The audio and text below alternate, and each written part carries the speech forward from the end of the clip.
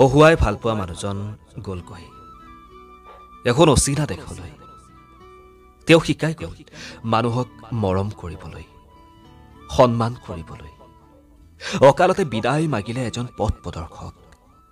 তেওঁ শিকাই গ'ল বহু কথা জীৱন উদযাপনৰ।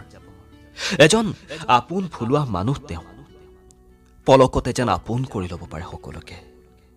মৃত্যু এক শিল্প, কিন্তু ইমান সোনকালে সহিব নোৱাৰা এক বেদনা।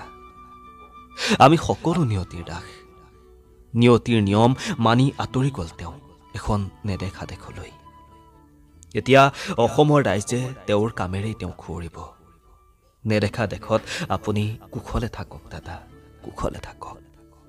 প্ৰিয় বন্ধু, ইতিমধ্যে আপোনালোকে সকলোৱে গমেই পাইছে যোৱাকালি আমাৰ মাজৰ পৰা আঁতৰি গ'ল অসমৰ এজন জনপ্ৰিয় অভিনেতা, অভিনয় জগতৰ পথ প্ৰদৰ্শক বুলি ক'লেও ভুল কোৱা নহ'ব, জয়ন্ত দাস। তেওঁ খুব কম সময়ৰ ভিতৰতেই আমাৰ মাজৰ পৰা আঁতৰি গ'ল।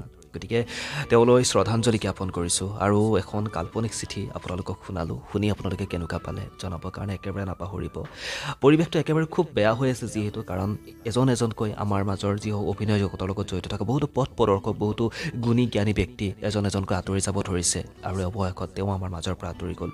গতিকে এটাই আশা কৰিছোঁ তেওঁৰ আত্মাই চিৰশান্তি লাভ কৰক আৰু আগন্তুক সময়ত আকৌ যিসকল নতুন উঠিব প্ৰজন্মৰ যিসকল ল'ৰা ছোৱালী উঠি আহিছে তেওঁলোকে ভাল ভাল কামবোৰ কৰক আৰু তেওঁৰ স্মৃতিসমূহ জীয়াই ৰাখক, তাৰে কামনা কৰিছোঁ।